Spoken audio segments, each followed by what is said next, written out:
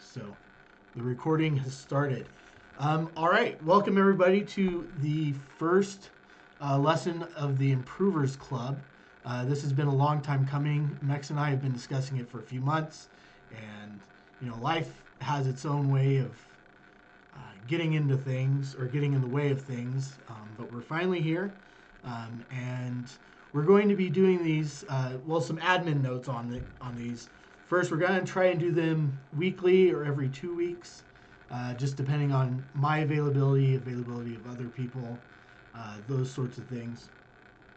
And the time, we're going to play with the time. We're going to try and find a consistent time that the most people are available for. But we may, if we've got a lot of people interested in a topic one week and they're all like, well, I can't show up until this time, then we might move it to that time. So we're kind of doing this week by week. In general, as mentioned, we are following Tarbell's, the Harlan Tarbell original Course in Magic, or the original Tarbell Course in Magic. There is a difference. I'll mention it in a minute from the books, but that's roughly our text.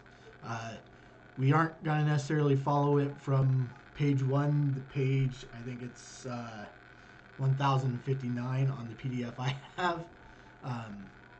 We're going to jump around.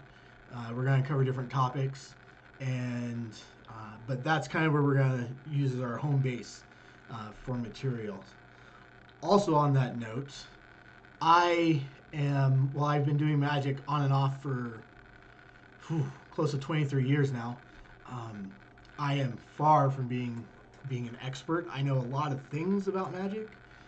Translating those in my hands doesn't always produce the best effect.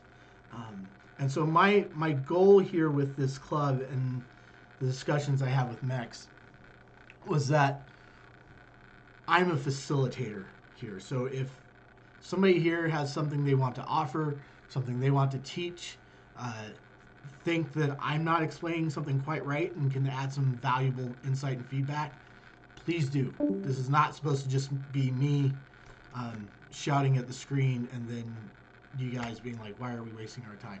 This is a discussion. It's a forum. And so that's kind of our goal there with the Improvers Club overall. Any questions about that? None for me. Awesome.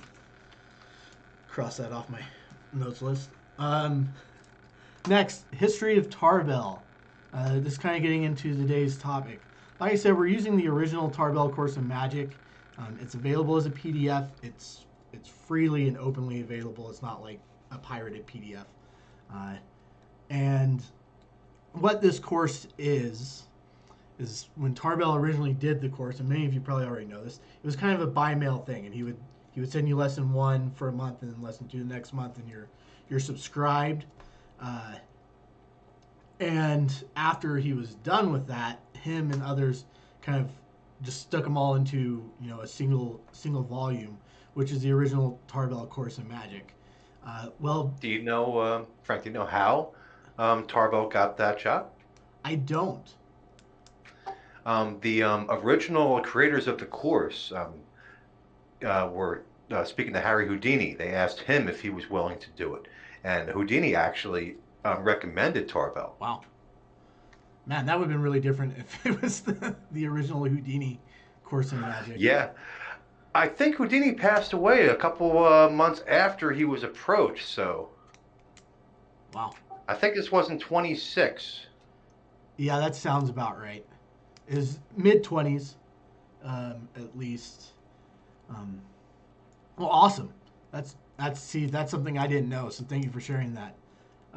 Yeah, so he got this course together. They bound it into a volume. Being magicians, they realized they could re-release it with some more stuff and make more money off of it again. And that's where we get the Tarbell Course in Magic, which are volumes 1 through 7 and 8, depending on who you ask. And those are copyrighted published books, and that's part of why we're not using them directly as our text. Sorry about the shaking desk. Because we don't want anybody to have to go out and buy those. Although, if you don't have them, you should go out and buy them. I actually finally just got a copy of Volume 8. I was able to get 1 through 7 together. So I've got 8, and it's in plastic wrap up on a shelf being hidden from my toddlers. But, so I recommend them, and I will probably, from time to time, pull one of them in to expand because they are expansions. It's not, I joke about it being a re-release, but there really was a lot more information added and a lot of things clarified and moved around. So there's a lot of value in getting the book set versus just the PDF that we're working with. So lesson 1 that Harlan goes into, and Tarbell goes into, is kind of the history of magic. Where did it start? Now he provides a fairly brief history, and so we're not going to go too deep into it ourselves. But I think it's important to kind of look at the roots of magic as well as mentalism. There's, as many of you are aware, always a large debate about whether mentalism is magic or they're different or they're you know the debate. People argue about it all the time, and we're going to discuss that a little bit. But first, going into this, and we're on PDF page 6, but it's page 1 in the PDF at that link that was just shared.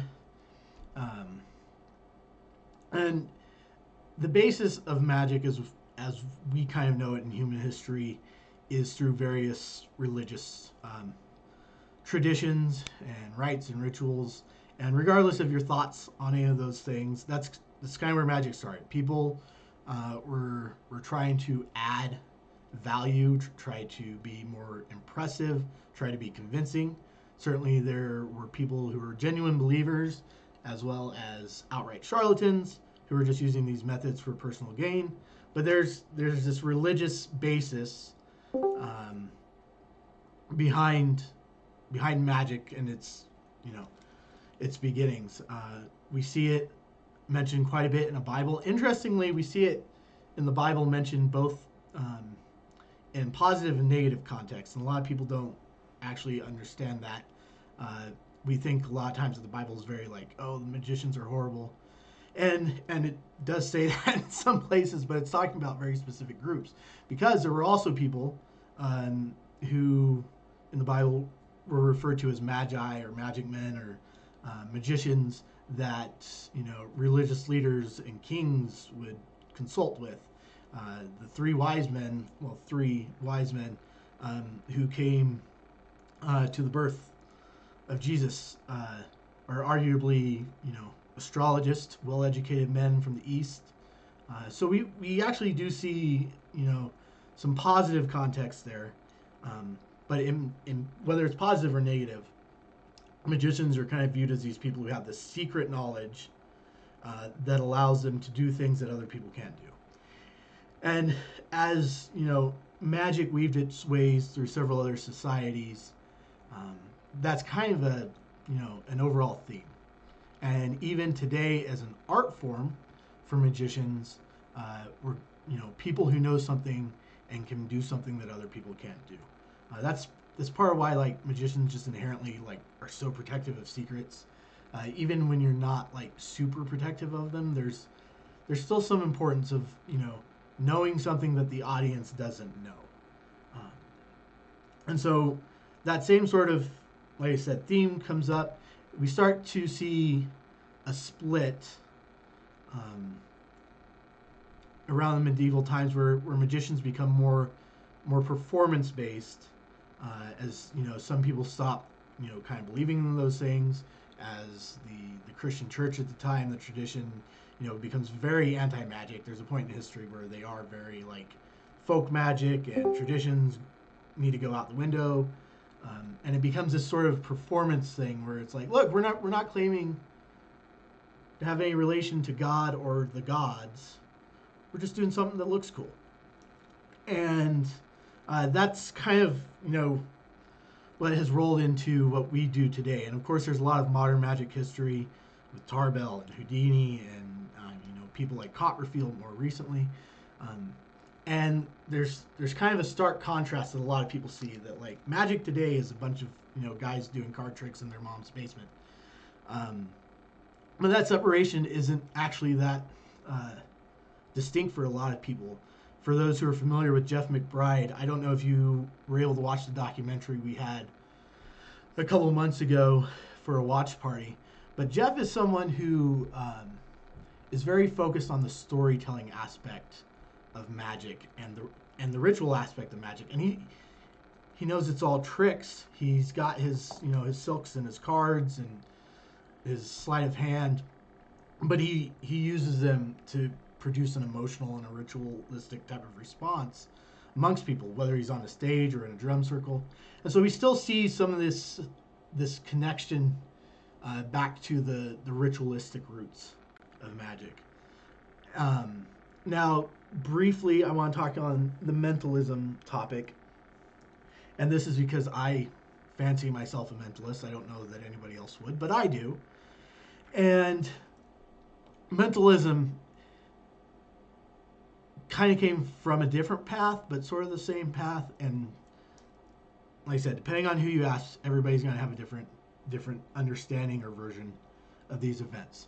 But essentially, from my perspective and my understanding, what differentiates mentalism from traditional magic is a historical separation of roots.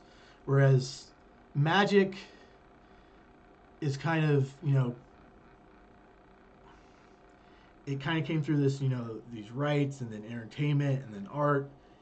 Uh, Mentalism kind of branched off at this weird point in the 1800s where there was a focus on the spiritualist movement. So it's still kind of religious and ritualistic in nature.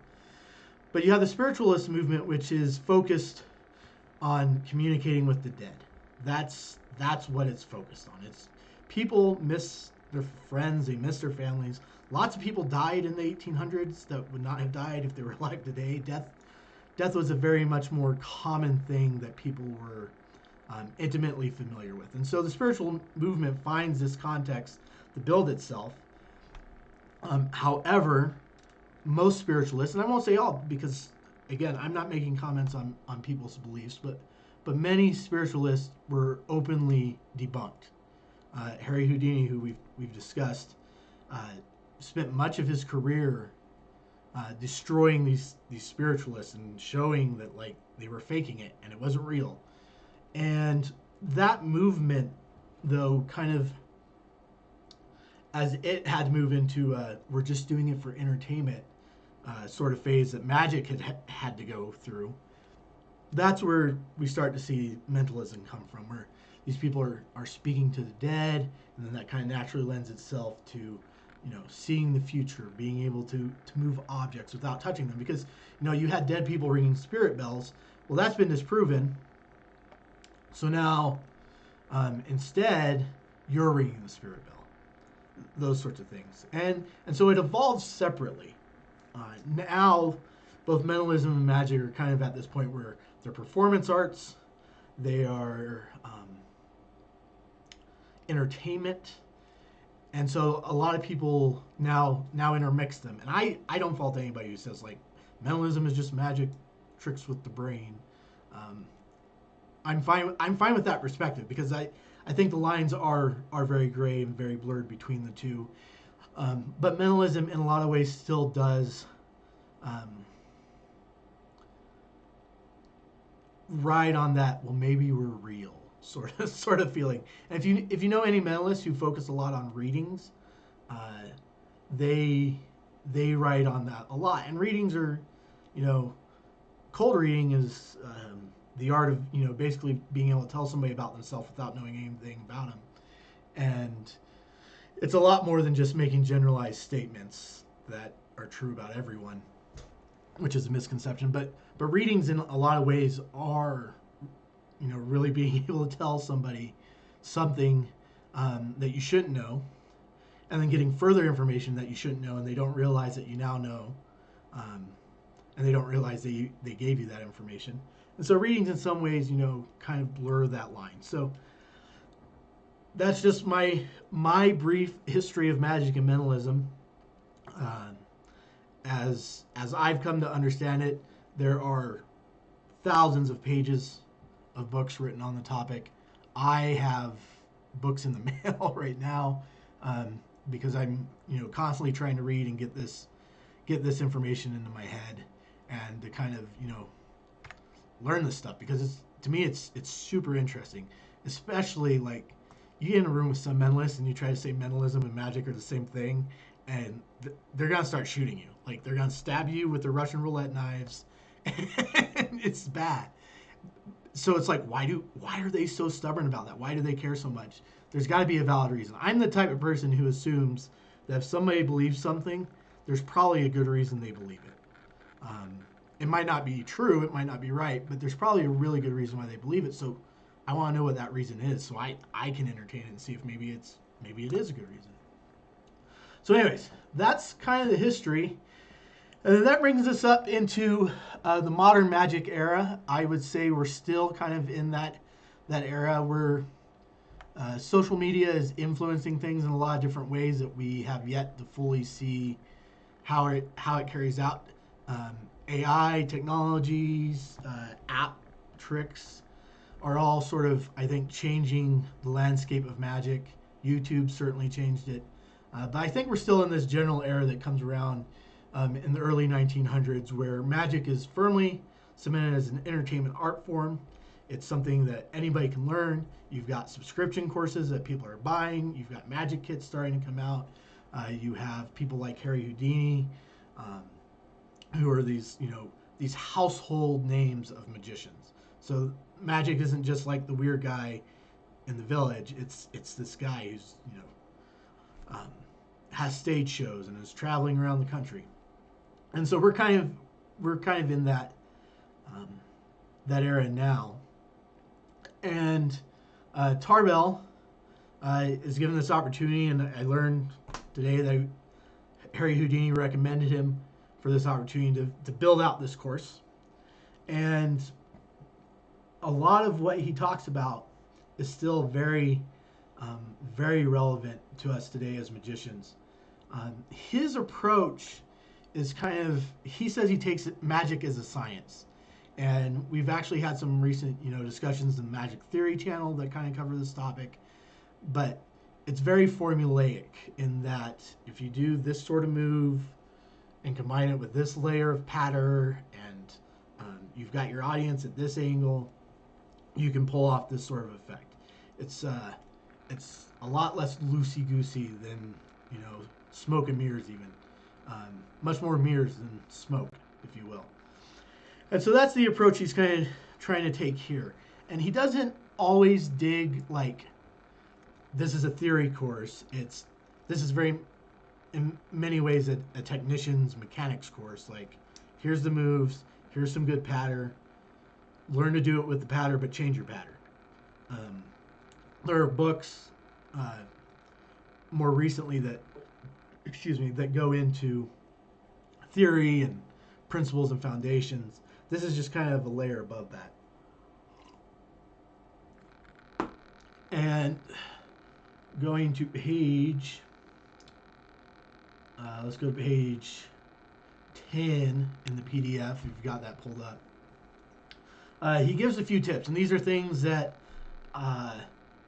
make sense and are probably common sense, but it's really good to go over.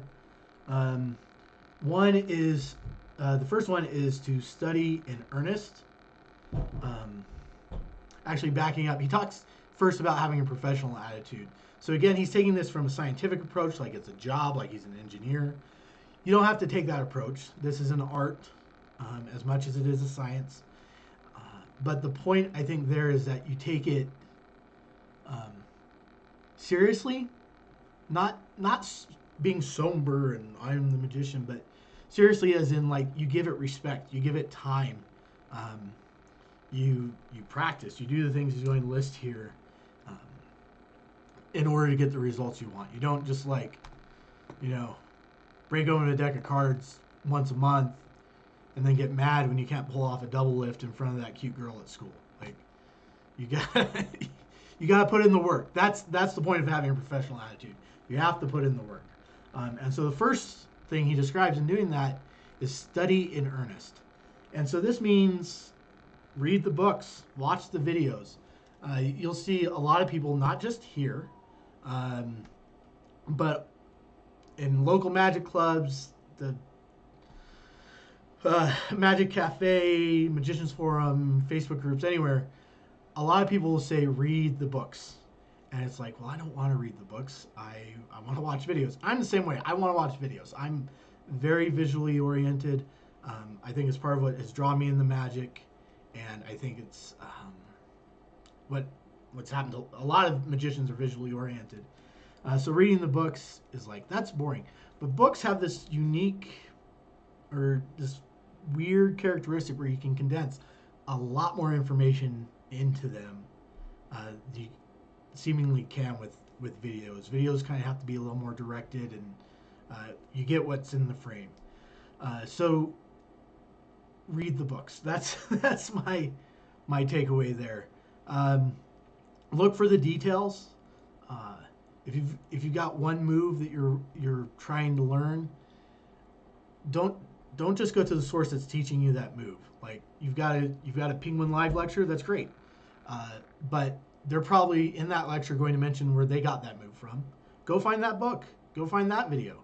Go find that person. A lot of people nowadays, a lot of magicians, like you can email them and say, hey, I saw you said this at this lecture, and I don't know what that means. Can you help? And a lot of them will. And so studying in earnest is going into the details and, again, taking the topic seriously and giving it the respect it deserves. And oftentimes, I find this all the time. I'll have been working on something 10 years ago, and I'm just kind of like, I'm not getting this. I'm going to do something else. And then I read somebody else's take on it, and I'm like, oh, that's how that works. Now I get it. And if I had just taken the time to research 10 years ago, I would have found that 50-year-old book, and I would have known what I was doing. So read the books. Next that follows, practice faithfully. This is the same sort of thing. So once you've got the moves, you've got the information, put in the time to practice it, to go through the moves, to rehearse, for those of you who are married, bother your wives or husbands and say, hey, I need to show you this. And they're going to be like, you showed me this yesterday. And you're going to be like, yeah, but I know what I'm doing today. And so just, practice, go through it.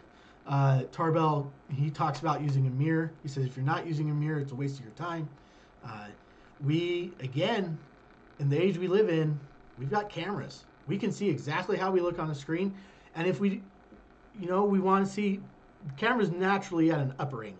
But if we want, we can put it down. And we can see what it looks like from the bottom. We can see what it looks like from the left, right. Without having to get mirrors and do weird adjustments and adjust ourselves. Just perform, move the camera, and you can see, 100% what your spectators are going to be able to see. So put in the time, practice the moves. But on that note, I will say that some of the best practice is with real spectators who don't know what to expect. That doesn't mean just like go out and do something the first day you get it, but there is a very definite refining effect of doing it in front of real people. And some people will say, no, you need to wait until it's perfect before you ever show another human being. I disagree. I don't think you should. I think you should be proficient before you show another human being. But you don't need to be perfect because your spectators will help you get there. And then another Subtleties in your patter, for example. Yep. Perfect example of things you want to practice. Yep. I've had a lot of lines of patter that I thought were genius, and then I said them, and the audience just was like, "What?" Especially when it comes to jokes. If you add any comedy to your magic or mentalism at all, comedy is a complicated art form that I'm not even going to begin to try and teach. But there's a lot of points in comedy, and if you're going to add any of that, it sucks when you add what you think is the funniest thing you've ever heard, and then nobody laughs, and then you do something off the cuff, and everybody thinks it's hilarious. But you would not have Yeah. known that had you not put it with a real audience, right? Yeah, that also goes in with every audience being different too. I mean, not every audience is going to pick up the same things. Uh, Absolutely. Um, One of my Derek Dingle was great at dropping a dirty joke and seeing whether or not it was picked up like live in the moment and being able to just drop it when it didn't. It was right, really incredible. yeah. There's So one of my proudest moments is I do a lie detector effect where I use a one-way force deck, and I'll sometimes I'll do something with the deck earlier in the show. A lot of times I won't.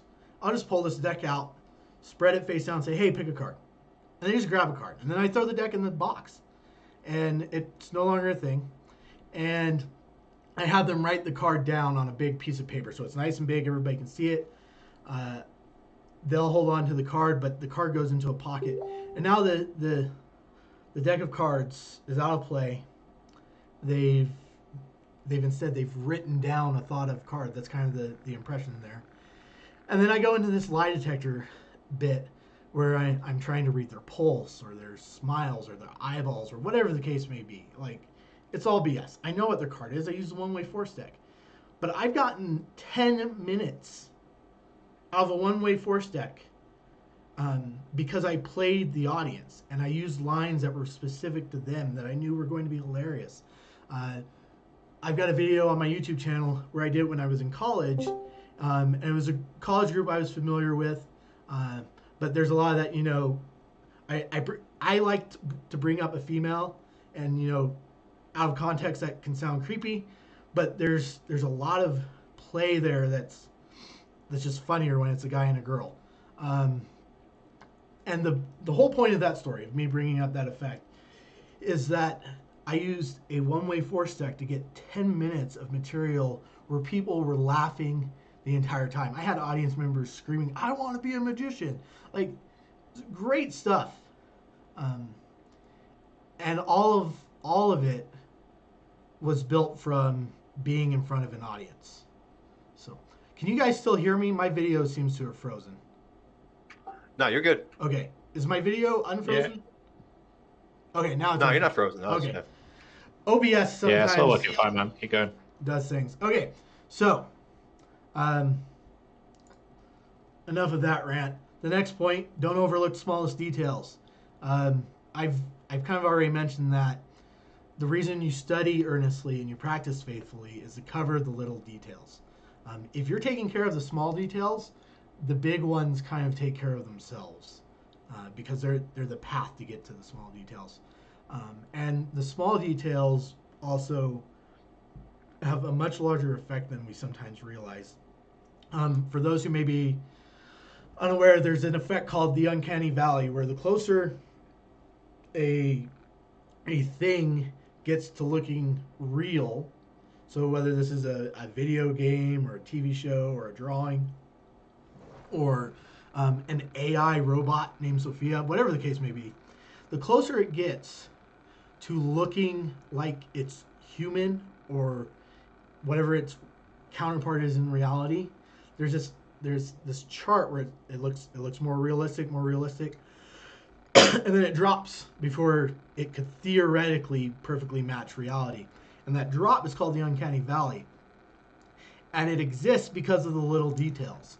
It exists because the eyes aren't quite moving the right way, or there's not enough wrinkles in the forehead, or an arm moves too smoothly. It's all these little details. For those who are kind of into maths and higher level maths sort of stuff, in calculus, calculus is the math of change. So you start with the rate of something, the speed something's going. Then acceleration, which is the rate of change of rate. So the rate of change of speed. But beyond that, there are things like jerk. And I'm trying to remember the other ones off the top of my head. It's been a decade. But there's these, like, the rate of change of the rate of change of the rate of change of the rate of change of speed. Like, you can theoretically get very deep. And those details, which most people don't even know exist in mathematics, when you start engineering for those, you start getting some of these little details that make that uncanny valley. You get them corrected, and that valley gets a little less deep. So the little details do matter. Moving on to the next point, simplicity of tricks. This is a point I really, really want to hammer home. We all know about the hype machine. We all know that every week it's about who can put out the slickest new trailer and the most awesome new technique or gimmick or gaff, and everybody wants it. I fall for it. I have the problem where I have a day job that I make enough that I can buy all this crap, and I get it. But the fact is, sometimes, well, I wouldn't even say sometimes. I would say more often than not, the most mechanically simple effects can lend themselves to the greatest of presentations. My earlier example, a one-way force deck. It's the simplest thing you can have. Everybody knows it exists. I assure you that everybody in that audience has heard of a one-way force deck. But I used it, and I used it like it was a normal deck, and then I got it out of play. Nobody questioned it. I didn't give anybody a reason to question it. They're just picking a card. And off that one simple effect, I was able to pull off, a 10-minute routine. That was actually part of an overall talent show, and I was supposed to have like 5 minutes, and I had like 3 effects kind of lined up to go through that. I ended up taking 25 minutes. Nobody stopped me. Everybody enjoyed all of it, and I was using super simple effects, as far as technique goes. My Russian roulette effect is similar to that. The way that I do it. I'm not going to go into details of the mechanics, not because I'm trying to hide it, just because I'm going to use it as material down the road. But you can't fail my Russian roulette test. If you do, you're dumb. Now, saying that, I'm probably going to cut my hand the next time I do it. But the technique is obvious, and it's glaringly obvious, and anyone in the audience should know right away what it is. But I'm not hiding it, and because I'm not trying to hide it, nobody's looking. Nobody's like thinking, "Oh, how does this work?" The real magic in that effect, and this again is going to go into some of these other points, is that before I do it, I pull it out. I then ask, before a blade's even shown, I ask, is there a nurse or an EMT or a doctor in the audience? Is there someone with medical experience? And I get very somber. I bring them up, and I ask them, what sort of experience they have. Have they ever dealt with, wounds and blood and that sort of thing? And does it make them woozy? Can they do that? I pull out a first aid kit. I show them where the gloves are. I have them put on gloves and an apron and all this stuff as if everything is going to go wrong. And sometimes I use an apron that has some fake blood on it, which adds a nice comedic effect, but it's that kind of dark comedy where wait a second. And I do all of this for 5 minutes. And then I pull out the blade, and everybody goes, whew. And then I throw an apple at it. I prove the blade's real. I destroy something with the blade. And then I go into the effect with the 4 cups. Sometimes I'm blindfolded, sometimes I'm not. It depends how dumb I'm feeling that day. If I'm feeling dumb, I don't use the blindfold, just to be sure. But I do the little bit. I go through the cups. The first cup, and I think this is pretty common with most Russian roulette effects, I smack that cup at the last expected moment. Nobody's expecting it. They know something weird is up, but they think I'm just explaining things. Then bam, I slam the cup, and now their adrenaline is through the roof. And emotionally and intellectually, they are checked out as far as trying to figure out a technique. They are now personally involved in this effect, and I go through it. I don't hit the blade. Everybody's cheering. It's a great effect. And again, the point of all of that is I use a technique that is glaringly and painfully and stupidly obvious. I should not get away with that technique if somebody's watching from a purely intellectual standpoint. Um, but because of me worrying about these other things, I'm able to get away with it. And I want to hammer that home because a lot of people, especially when they're starting out, get caught up in learning every single technique out there. And technique is important. I'm not saying be lazy, don't learn techniques. Some effects require extremely complicated techniques to pull off. You gotta learn the techniques.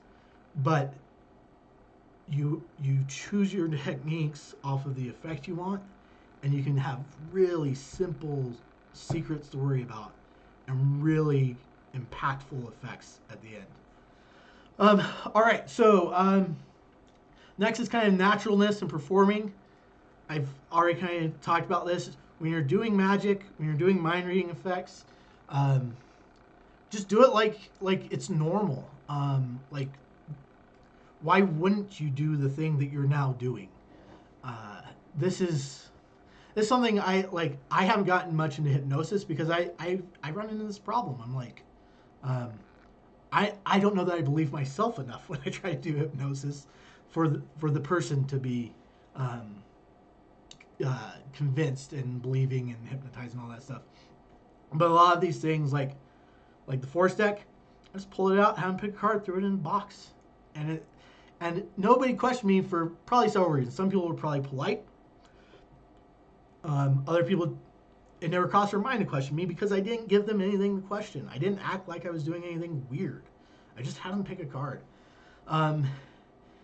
Tarbell, when he talks about this, the big point he brings up is hands being in your natural position. I find it interesting that he mentions hands because, one, hands are kind of, the center of what we do with magic, but nobody ever talks about, like, when you're standing around, they're like, what do I do with my shoulders? What do I do with my ears? Like, it's always like, I don't know what to do with my hands.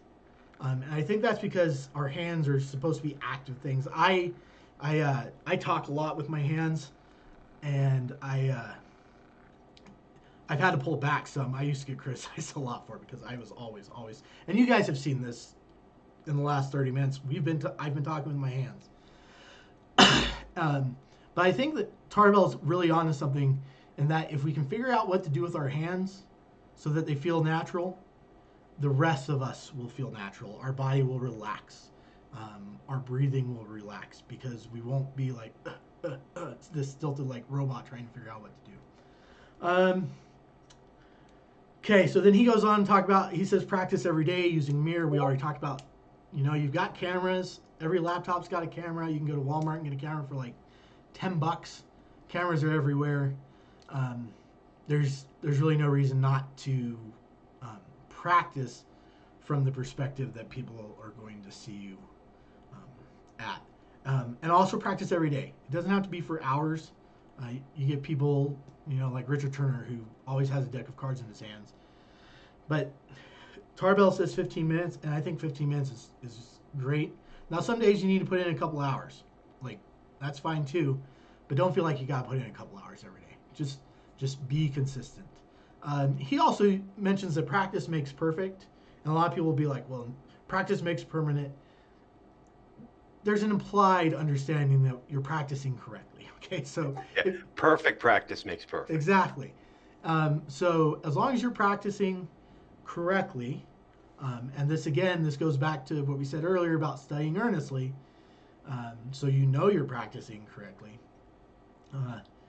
Practice is just, it's gonna, build it in to your muscles.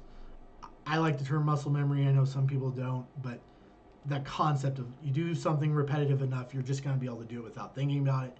And that makes you appear more natural. That allows you to do things that are more simple. That also makes more things which were once complex much more simple for you to do. So practice. The second point, or the next point after that, he talks about pattern being important. And I feel like I've drilled this home when talking about simplicity of tricks. My Russian roulette effect, my lie detector effect are 98% pattern. If the pattern isn't there, those effects don't work. And in fact, they not only don't work, they're just bad. Like, they're terrible. You don't even get pity laughs. Another example from my own experience. I recently had an opportunity to perform a new effect that I had gotten. I had a week or so, a week or two to work with it. Every time I had run through it, I got it. I had no problems with it. But when I got on stage, um, the spectator uh, didn't answer a question correctly, and I was using a progressive anagram and some other things around it. And I say they didn't answer it correctly. I should say they didn't answer it in a way that I had planned for. And as a result, I got a miss. Huge miss. Like, totally didn't even get close. Um, I shifted into my lie detector routine after that and got a hit and got the effect there. But before I did that, I still got a lot of applause. Much more than even just pity applause. And I'm sure there was some of that. People were like, hey, you tried, yay. But I had told an entertaining story before I did the effect. I had witty banter with the spectator. I didn't blame the spectator when things went wrong. I totally said, you know what? I clearly was not able to see what you had seen. That is on me, and one of the things that happens with this sort of magic. Totally did my best to make the spectator feel like, they were in the clear, because they were good people. It was a community thing. They're people I know, and they weren't trying to mess me up. They just answered a question in a way that I had not properly planned for.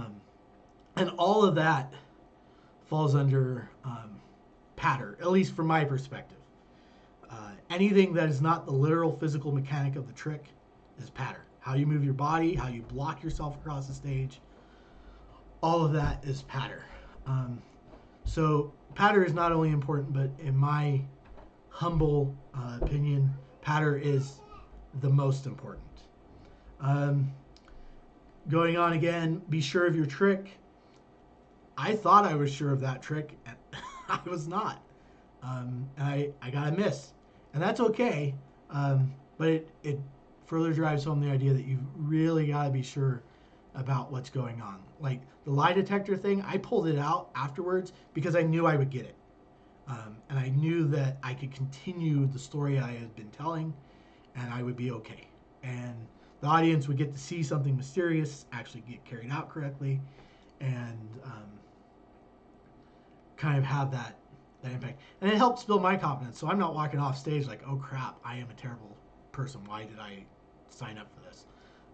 I can be like, okay, I know that I can do this. I just have to do better next time. Tarbell also mentions the don't do the same trick twice. Once is a show, twice is a lesson. I generally agree. I think that's more of a compositional issue. If you do an effect right, you can do it. Okay, not if you can do an effect right. If you want to be able to do an effect where you repeat the same effect, essentially, there are ways to do that. Or the spectator thinks they're seeing the same thing over and over again, but you're not doing the same thing over and over again, and so you're not giving them a lesson.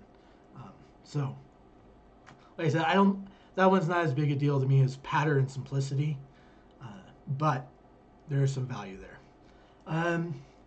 So after this, Tarbell goes into a couple of simple effects. I am going to do an effect, and then I want us to discuss it. I'm going to do it I'm going to say the most simplistic, taught in a magic kit sort of way. I don't expect to fool anybody here. This isn't about me trying to trick anyone. This is just me running through this routine, and then we're going to discuss what we can do to make it more convincing, what we can do to make it better. I've got some ideas of how I would do it better than what I'm going to do, but I want, this is where I want you guys to start giving some input. So let me get a drink here.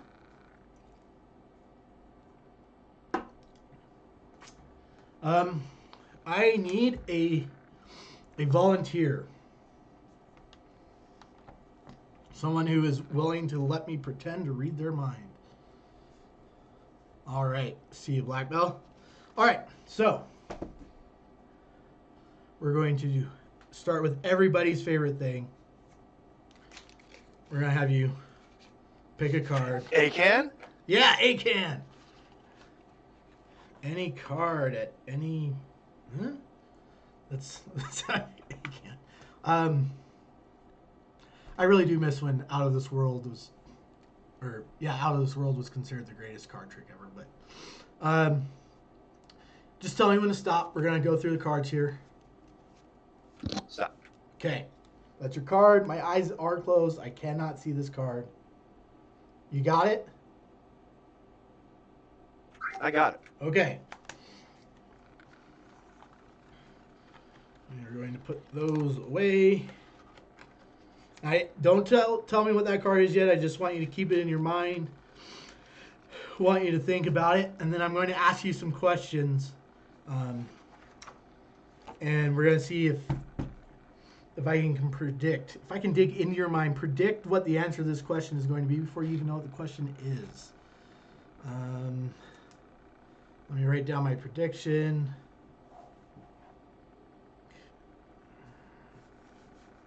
Okay, I think that's a good one. Let's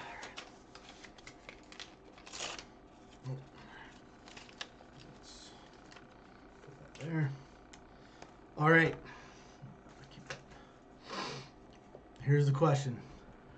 And go ahead and answer it. But what is your favorite color?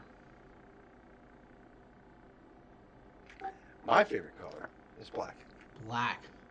Very interesting. If I were a mentalist, I would talk about how that speaks to some void within your soul that you're always trying to fill. And the person you meet next week who offers to fill it, you should let them do that.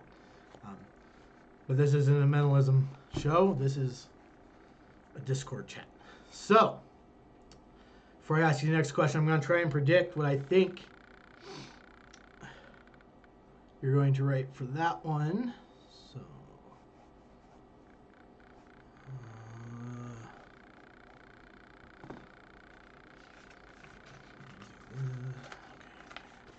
I think I've got that. Okay. Write your favorite, or tell me your favorite 3-digit number.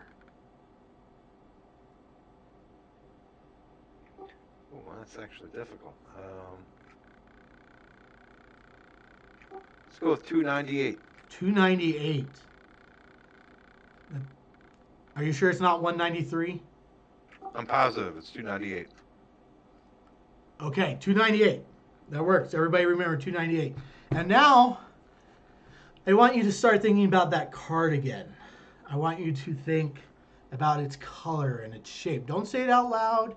Don't let your lips move and give any hints. Just focus on that card.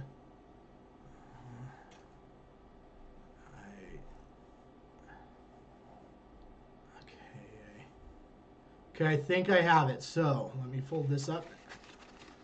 Put this over here.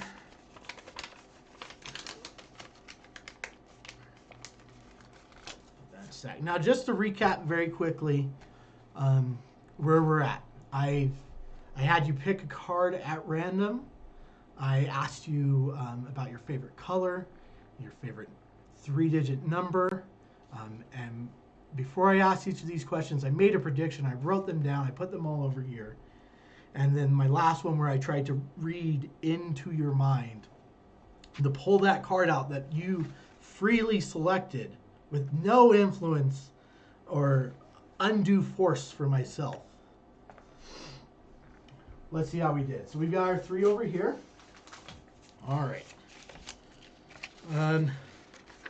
First, your favorite, we'll go with your favorite color. That was the first question I asked you. What did you say? I said black. Black. Also, I'm going to pull these back up so you don't think I'm doing any weird switching. But there we go. Black. Okay, let's grab this one. So this is the card that I had you freely pick. What was that card? That was the 7 of hearts. the 7 of hearts. Are those mirrored for you guys? It's mirrored for me. I don't know if it's mirrored. No, no, it's straight up. Nah, it's fine. Perfect. And then finally, the 3-digit number. And once again, repeat that 3-digit number. 298. And you're sure it's not 193? I'm positive. Well, good thing, because 298 is what I predicted. Yay! Nice. Okay. So, that effect is commonly and usually known as mental epic. It uses the one ahead principle for those who don't know what that is. It's essentially, you know one piece of information from the get-go, and then you kind of you're one ahead of the spectator with the information you know, and they don't know that you're one ahead. So in this case, I was one ahead with the card. I knew what the card was because I forced it. I used a Hindu force. Let's see. There's place a card you want at the bottom of the deck, and then and this is a force everybody should know. And I know that as magicians, we're like, that's not convincing. I use this force all the time. Black Fellow's shaking his head. I've only had one person call me out on the Hindu force, and I don't know, 20 years of doing it. It was my freaking mother-in-law. Well, that's their job. Let's call us out on things. So, this force works, and it works really well. And there's some great subtleties out there. I'm gonna say go to YouTube, look up Hindu force, and watch people do it. I've seen some really cool additions to it. But the basic Hindu force card at the bottom, you just pull off the top of the deck until they say stop, and they can really say stop wherever they want. And then as soon as they do, I like to square up to kind of provide a small time break between the motion and display of the card. And then I say, okay, this is where you stopped. Now, virtual magic, side note to this, you have to overemphasize that you're looking away. You got to close your eyes because they know that you have a camera. I'm huge on my screen. I could just look, and they know that. So be very emphatic. I'm not looking. My eyes are closed. I almost forgot that point, in fact. But just overemphasize, have them pick the card. So now I'm one ahead. I know the card. And so when I take my pad and I say, okay, I'm going to ask you some questions, the first thing I do, let's find it, is I write down the heart, or I write down the card. But what I'm saying is I'm writing a prediction of this question I'm about to ask you. So I'm connecting this writing with the question. This is a prediction of the question. It's not connected to the card thing we just did. I fold it up. Some people crumple it in this version. I just fold it. I set it to the side. Preferably, you don't rip the corner and make it unique. That was a problem here. But you just set it to the side. And another virtual magic tip, make sure people can always see things. I forgot that. I put stuff under frame, get suspicious. I didn't do anything fishy there. It's just where I put it because I could stick it under my keyboard. But something you got to keep in mind when doing virtual magic. Back to this. I then ask him the name of color and tell him to say it out loud so everybody knows what the color is that he's chosen. And he says black. I now know what the color is. I am still one ahead at this point. So I say, oh, great. And I make a quip about if I were a mentalist, I would go into this reading, yada, yada. If you want to be that type of mentalist, this is a great time to go into a reading. And I'm actually going to talk about this a little bit more and some of my problems with this version of Mental Epic. But I then say, okay, now I'm going to predict the second question. And I write down the color he told me. Write it down. And one thing I try to do, and this is why I ask for a 3-digit number and not just any number, is I want the amount of writing I have to do to be kind of consistent between all the questions. That way it's not like, why is he writing down tangerine? Like 16 letters to describe. to describe, a 3-digit number. You want to kind of get into the range. So if he had said, "Oh, my favorite color is aquamarine," I would have been like, "Oh, okay." And then when I got to the question, I would be like, "Give me a 6-digit number, something that extends that out." A little bit of detail there. So I write that down. I fold it all up. I just set it to the side, and I'm messy with it. The mess is part of how you hide in this method. And then I say, okay, it's time for the card effect. And at this point, I subtly switch what I'm doing from predicting his answers to now I'm trying to read into his mind. So again, I'm providing a separation that associates this to the card that he had picked instead of what I was doing with my predictions. This isn't a prediction. This is me writing down what my psychic powers are showing me. And then I write down the number, fold it up, put it over here. And then I stop and I recap. And that recap acts as a good bit of time misdirection. It distracts you from what order and stack these things are in over here. We talk about what's going on. I emphasize my powers and what I did, or at least what I want you to think I did. And so when we get into the predictions, the last thing you're thinking about is what I told you to think about. And I just kind of pull them over them, and, super nonchalant. And in this version, you just kind of open one randomly and say, okay, this is the number. What was that number? And you show. And then you go through each one. This is the card. This is the color. And that's your standard mental epic. Before, let's go ahead and get some of your guys' ideas, and then I'm going to talk about things that I would do to improve this, and little convincers that they kind of take care of those guys who are like, wait, what order did he stack those things in? So what ideas do you guys have about this effect?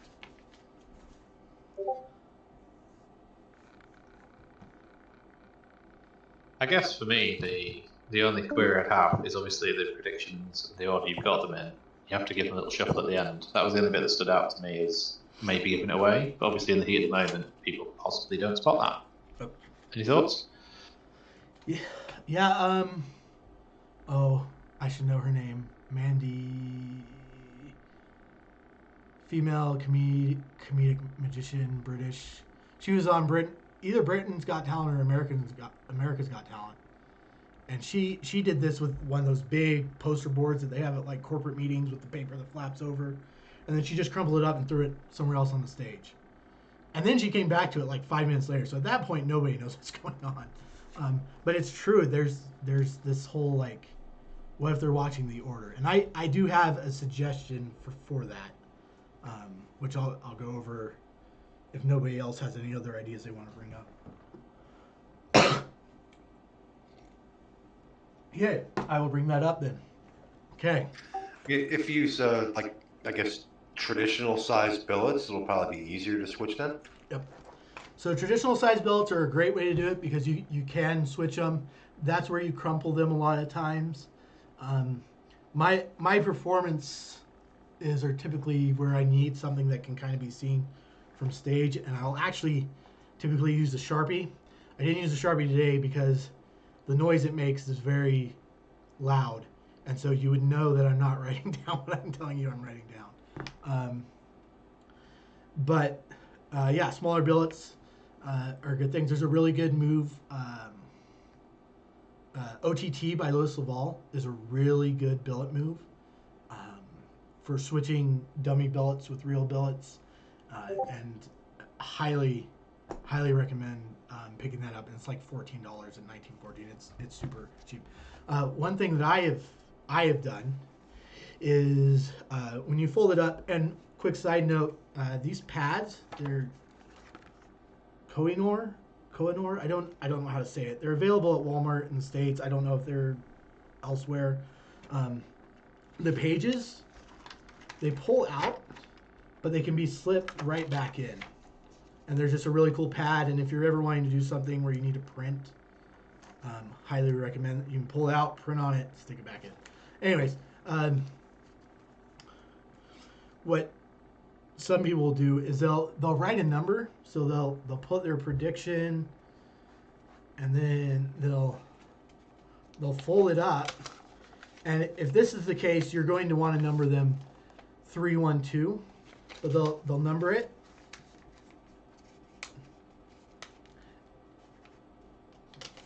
And then they'll pull it out, and again, I ripped that corner. And they'll just put it down. And they'll put it back here.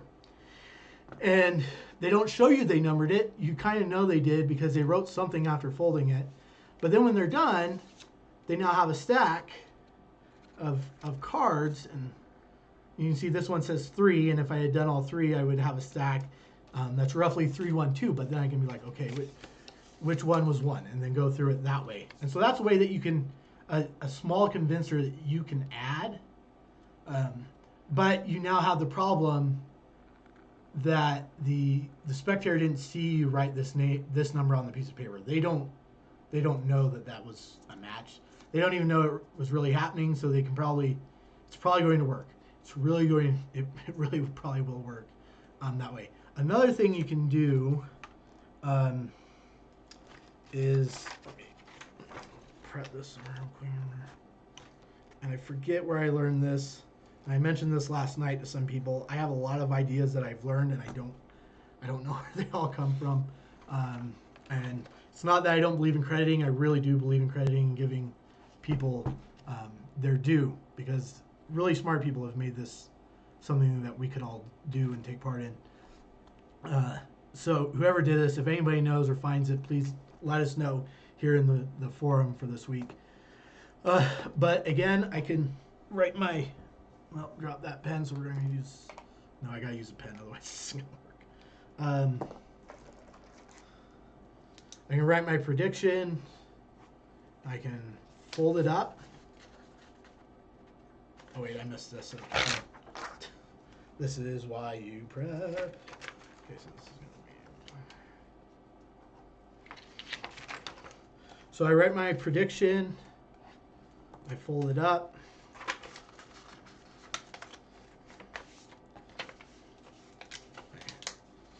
Fold it last time, and then I can say, okay, so this is prediction for question number 1. So now you've seen me write the number 1 on this billet. After I said this is the prediction. I haven't even asked the first question at this point. So you know this is number 1, right? Okay. So I put this down over here, slightly out of sight, but I don't make a big deal about it. I do the other things, the other 2, I bring the stack back over, and wait. This is billet number 3. This is, using the one ahead, this is the card. All I did was beforehand, while you guys were watching me write things awkwardly, is I pre-wrote 3 on the back of the sheet of paper. And in this case, you would write 3, 1, and 2 on the three sheets of paper you're going to use. And you pre-number it. People see this.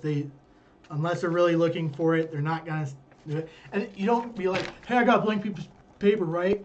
It's blank, right, guys? And you just say, okay, I got my pad. They can tell it's blank. You don't need to, overemphasize. Plus, if you overemphasize it, now they're going to be like, what is he hiding on there? So you write 3, 1, 2, and then when you write 1, you fold it and you write 1 and you put it down over here and you don't care. You just bring it over, and you can, the way I actually typically will do it, I might put a dash through the number that's not the real number. So after I pull them over and I'm looking at the stack, I know if I'm looking at the number I want to show the spectator, right? Just little subtle details like that. So that's another way that you can further convince them that these predictions or predictions and psychic readings are connected directly to the question that you say they are. And then there's one other thing that I want to talk about, but do you guys have any other suggestions on this or ideas? Okay, last thing I'm going to do, and then we'll wrap up here. I thought we were going to be like 30 minutes, and we're in an hour 15, hour 10, so I'm excited. That's good. I hate playing cards as part of a mental epic. a lot of people will tell you that mentalism and playing cards don't belong together. They're wrong. And if they want to fight me on that, I'll refer them to Phil Goldstein and many others. Every top level mentalist I know uses playing cards. And they do it like there's no reason for them not to. They don't. It's a natural part of the act and the experiment and whatever they're doing. And so playing cards can be used by mentalists. The reason I hate it for a mental epic is because it doesn't make any freaking sense compared to the other two questions you ask. I have the ability in mental epic to get really personal. I can ask you, be like, what's your wife's name? What are your kids' names? I can ask these questions. And with a mental epic, like, you typically do 3 because there's some performance reasons for that and acting theory, and those 3 beats are good. But in theory, I could predict your whole life. I could ask you 80 questions as long as I stay one ahead. So now I've got your whole LinkedIn resume written down on a stack of billets and the 7 of hearts. Like, that's weird. Doesn't like it shows that the cards are more important than they should be. Like, why did you use cards amongst all those things? So we would think it's a magic trick. I brought this discussion up a few days ago, actually, that kind of talk about, like, what's a better thing than cards to force. There was some discussion about using equivoqual or equivoke, which I think is nice in that you could, like, force an object they have provided, and so it's got that personal connection. And again, you're going for that sort of presentation, but the problem is you're now adding a 4-question process for a single item in a 3-question process that already exists. So you're starting to get process heavy instead of presentation heavy. So I was thinking about it. There's a lot of different things. One thing I'm going to recommend, and I'm not going to go into the details of this because it is a marketed effect, but I think it's something I want to recommend that you can kind of add. So I'm asking, typically favorite color and favorite number. Well, if I say, when you were a kid, what was your favorite color? Like, what color did you want all your shirts to be in your closet when you were a kid? Who was your favorite Power Ranger? These sorts of things that, like, really connect to who they were as a kid. And then I say, what was your lucky number? Like, that number that whenever you saw it, you knew it was going to be a good day. Those are the 2 numbers. So I've got this really personal connection. And then for those who don't know, and Mex is going to kill me for mentioning this, but there's a mentalist named Spidey. He released a product called the ABC deck. It's a bunch of flashcards. Again, I'm not going to go into the mechanics of how this works, but it allows you to know, you're going to have them pick a card, and you're going to be able to know what card they picked. And then you're going to be able to make a connection with this, because these are objects. You've got things like ice cream. And, I'm asking you about your Power Rangers, like, what sort of favorite snacks are you? Like, or I know what snack they're thinking of because I went ahead and be like, like, what was your favorite flavor of ice cream? Like, there's ways you can hit. So using something like this, it doesn't have to be this.